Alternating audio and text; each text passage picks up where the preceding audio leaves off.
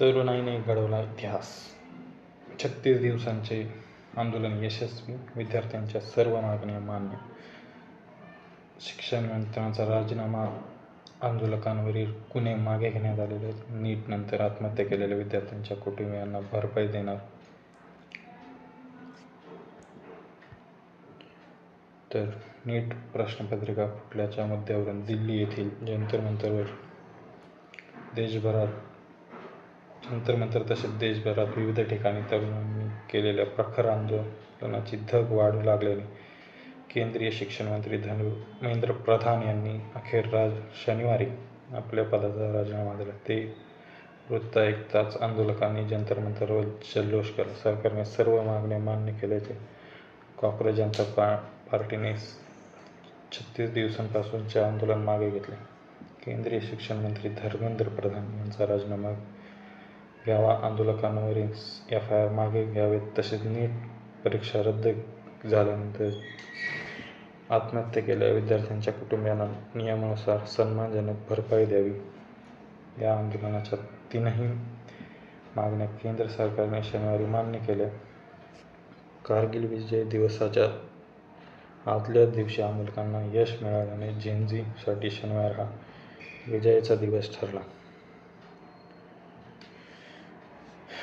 4 आठवड्यांनी पुन्हा CJP सरकारमध्ये चर्चा. CJPचे प्रवक्ता आशुतोष रांका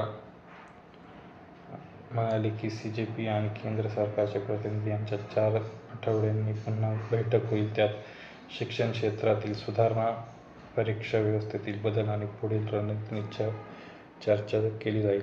आमच्या मागण्या टोकाच्या नसून मूलभूत स्वरूपाच्या होत्या आणि सरकारने त्या मान्य केल्या आहेत. सार्वजनिक परीक्षा व्यवस्थेतील सुधारणांसाठी आम्ही 5 कलमी मागणीपत्रक केंद्र सरकारला शनिवारी बैठकीत सादर केल्याचे रांका म्हणाले. अभिजित दिपके यांना टायफॉइड झाल्याचे सांगण्यात आलेलं आहे. CJPचे संस्थापक अभिजित दिपके यांना शनिवारी सांगितले की त्यांना टायफॉइडचे निदान झाले आहे. गेल्या काही दिवसांपासून त्यांची प्रकृती ठीक नव्हती व सध्या त्यांच्यावर उपचार सुरू आहेत, असेही ते म्हणाले.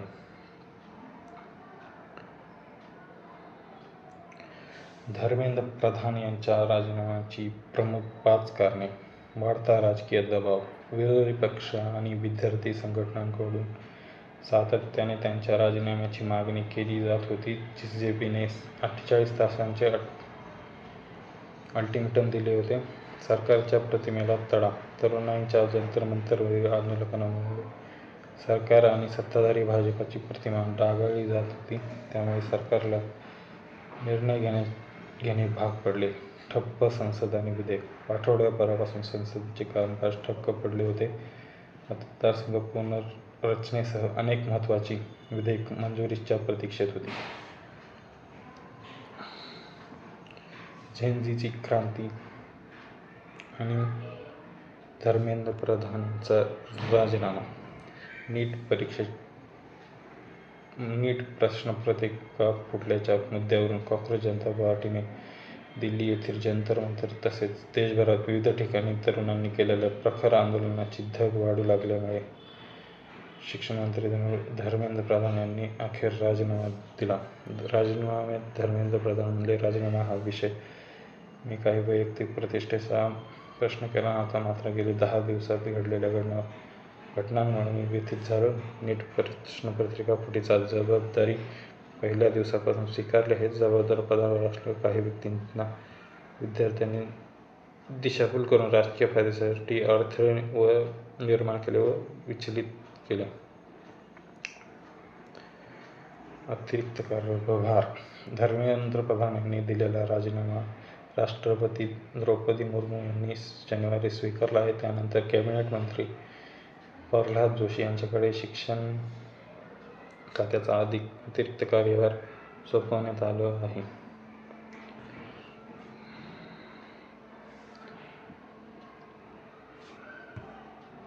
तर आंदोलकांनी शांततेत घरी परतावे असे CJPचे आवाहन. केंद्रीय आरोग्यमंत्री JP नड्डा यांनी सांगितले की नीट परीक्षा रद्द झाल्यानंतर आत्महत्या केलेल्या विद्यार्थ्यांच्या कुटुंबियांना नियमानुसार सन्मानजनक भरपाई दिली जाईल. तसेच आंदोलकांविरोधात दाखल करण्यात आलेले सर्व FIR मागे घेण्यात येतील.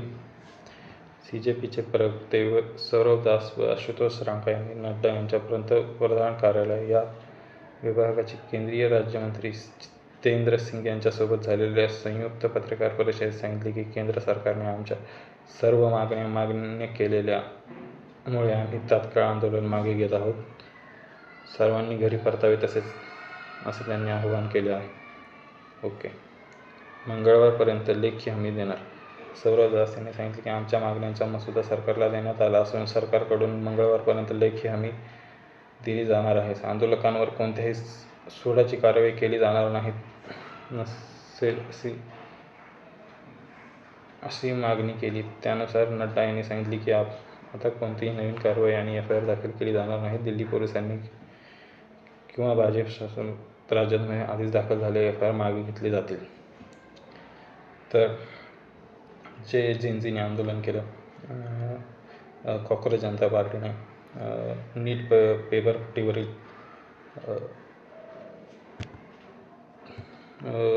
शिक्षण मंत्र्यांच्या राजीनाम्यासाठी ते अखेर यशस्वी झालेलं आहे 36 दिवसानंतर. आणि आता 36 दिवसानंतर यशस्वी झालेलं आहे.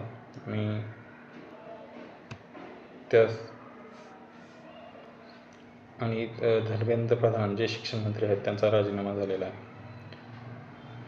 धन्यवाद. असेच व्हिडिओ पाहण्यासाठी लाईक करा, शेअर करा, कमेंट करा, फॉलो करा. धन्यवाद.